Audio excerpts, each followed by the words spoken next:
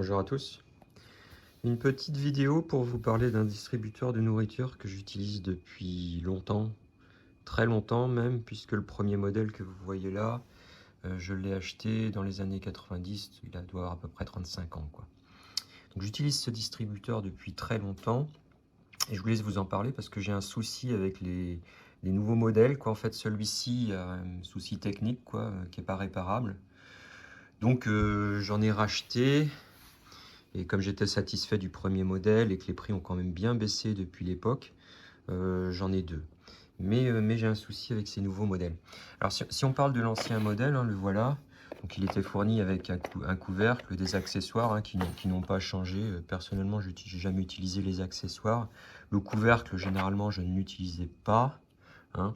Et les nouveaux modèles ont été ajourés au niveau du couvercle, on voit. Parce qu'en fait, si on met ça sur l'aquarium, ça provoque un problème de condensation. Donc ils ont effectué des aérations, quoi.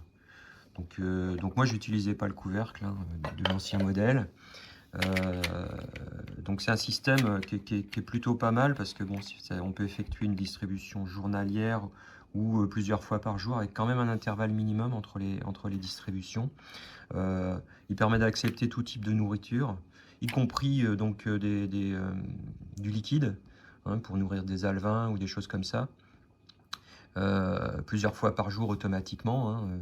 Donc il est vraiment très polyvalent.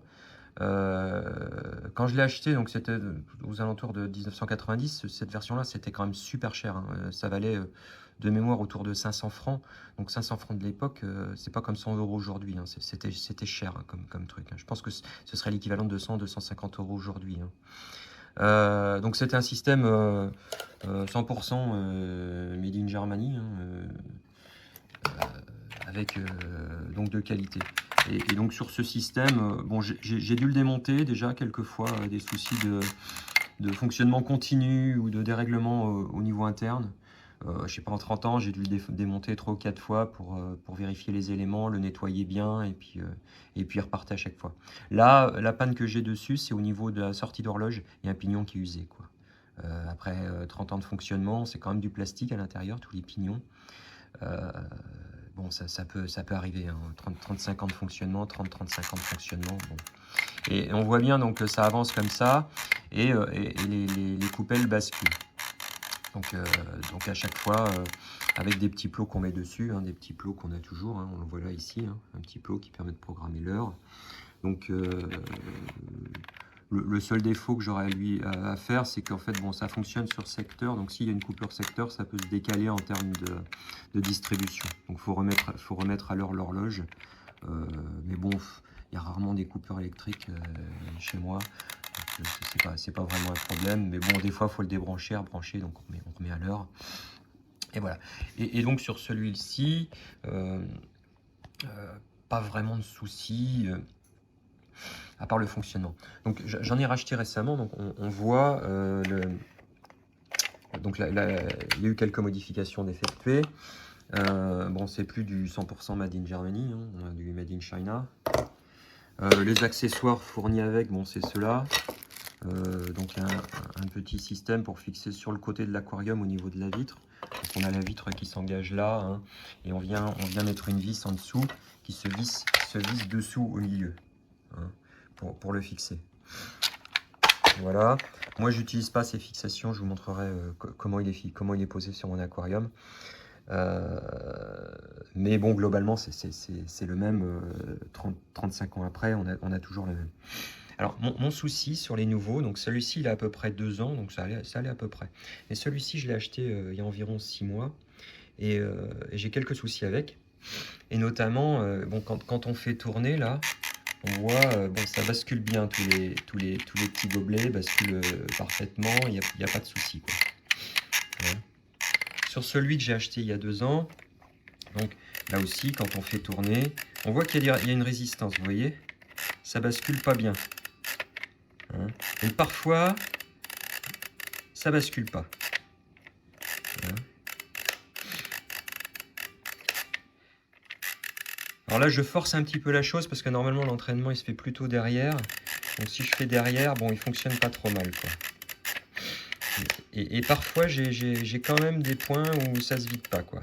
il reste en l'air. Sur le dernier, alors celui-ci, il a à peu près 6 mois, 1 an, quoi. Alors là, on va voir. Quand il bascule, vous voyez, je force pas, là ça tombe, là ça tombe. Hein. Donc il a tendance vraiment à bloquer et ne pas basculer, quoi. Alors, on voit aussi, si je peux zoomer un petit peu, au niveau des distances entre les bacs, vous voyez, il y a des jours, c'est pas très rigoureux en termes dimensionnels. Hein. Si je compare ça par exemple à l'original, hein, les écarts sont quand même beaucoup plus minimes, la déformation des palettes beaucoup bien meilleure, une fabrication bien mieux contrôlée, quoi. Donc je pense que ça vient du défaut ça vient des petits gobelets, hein, qui sont pas parfaits, hein. Il y a trop de défauts dessus, géométriques, dimensionnels, etc. Et donc j'en suis sûr parce qu'en fait j'ai essayé de remplacer ces nouveaux gobelets là par les anciens et ça marche parfaitement. Donc il y a un moyen de corriger le problème en utilisant des anciens gobelets.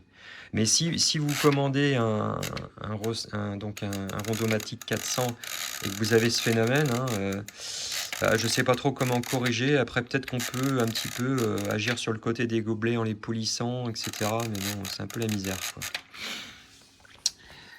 Voilà. Alors, pour le fixer sur l'aquarium, moi, il est posé sur le bac. Et en fait, c'est le sujet suivant que je voulais aborder, mon montage. Donc, j'ai fait un support, hein, en impression 3D. Et ce support, eh bien, il me permet de le poser sur l'aquarium.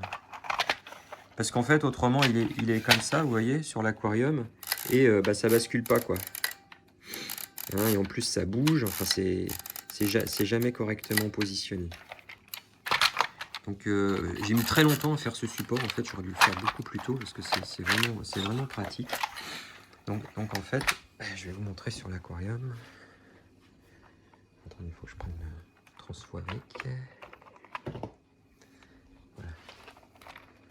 Je vais vous montrer sur mon aquarium. Voilà, donc j'ai un petit tube là, avec un rebord. Alors,